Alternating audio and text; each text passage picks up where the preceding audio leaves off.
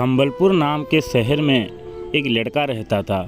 उसका नाम चिंटू था। वो चिंटू बहुत ही भुक्कड़ था, हमेशा कुछ ना कुछ खाता था। जब उसे भूख लगता वो अपने मम्मी से कहता, मम्मी मुझे भूख लगा है, कुछ खाने को दो।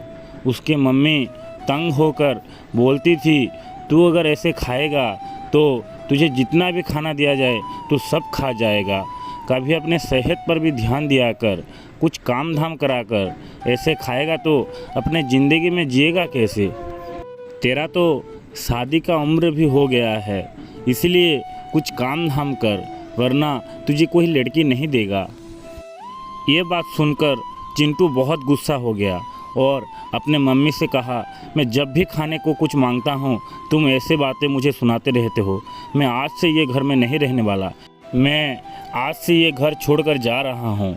ये कहकर चिंटू ने अपने घर से चला गया। उसकी माँ थोड़ी सी परेशान हुई और अपने मन में सोचने लगी, इसे कब अकल आएगी? मैं इसकी भलाई के लिए ही तो बोल रही हूँ। चलो जाने दो, जब उसे भूख लगेगी वो अपने आप ही घर चला आएगा। चिंटू ऐसे ही चलता जा रहा था। जब शाम हुई उसे भूख लगी, तब चिंटू ने सोचने लगा, अरे मैं घर छोड़कर क्यों आया? अब मुझे भूख लगा है, मैं तो भूख को बर्दाश्त नहीं कर सकता। अब मैं करूँ तो करूँ क्या? ये सोचकर वो एक पेड़ के नीचे बैठ गया। उस पेड़ के नीचे बैठकर चिंटू सोचने लगा, चलो मैं अब घर चला जाता हूँ, वहाँ पर मुझे ढेर सारा खाना मिलेगा। फिर दूसरी तरफ वो सोचने लगा, अगर मैं घर जाऊँगा और अपने माँ से कहूँगा कि मुझे भूख लगा है तो मेरी माँ मुझे फिर से ताना देगी। उसी समय एक साधु बाबा उस रास्ते से जा रहे होते हैं।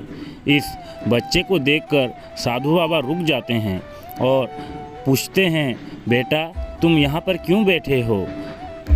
तब चिंटू उसके साथ जो कुछ भी हुआ उस बाबा जी से बताया।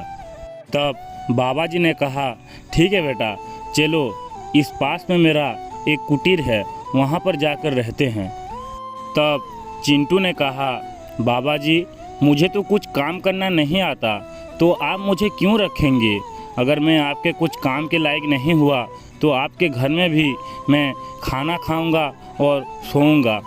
तब उस बाबा जी ने कहा, चलो बेटा कोई बात नहीं, तुम्हें जितना दिन मन लगे वहाँ पर रहना, और जब तुम्हें लगे कि मुझे अपने घर चले जाना चाहिए तब तुम वहाँ से चले आना।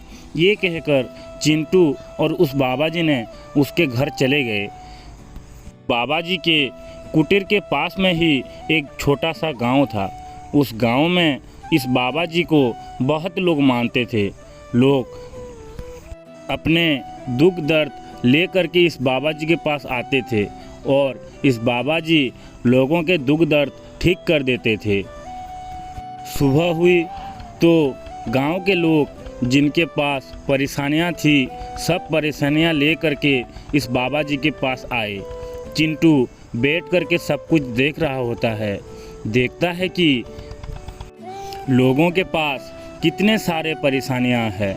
किसी के पास नौकरी की परेशानियां हैं तो किसी के पास अपने स्वास्थ्य का परेशानियां हैं। ये सब कुछ देखकर उस चिंटू ने उस बाबा जी से पूछा, बाबा जी ऐसा क्यों होता है? भगवान ने हमें जन्म दिया है तो हमें इतना दुख क्यों देते हैं? तब उस बाबा जी ने कहा, देखो बेटा, भगवान ने हमें जन्म दिया है सच, लेकिन हमें अपना कर्म खुद लिखना पड़ता है। मगर किसी काम ना करके सिर्फ खाएंगे और सोएंगे तो हमें दुख पाना लाजमी है। इसीलिए हमें अपना कर्म करना चाहिए और हमें दुख या सुख मिले उसमें हमेशा खुश रहना चाहिए। दुनिया में खाना खाने के अलावा बहुत सारे चीज़ें हैं, हमें सभी चीज़ों का अनुभव लेना चाहिए। ये बात सुनकर चिंटू अपने मन ही मन सोचने लगा, मैं कितना गलत था। मैं हमेशा मेरे माँ बाप को परेशानियों में डालता था, कभी भी अपने माँ बाप का बात नहीं मानता था, जीत हमेशा करता था। लेकिन आज मुझे समझ में आ रहा है कि असल दुनिया कैसा होता है।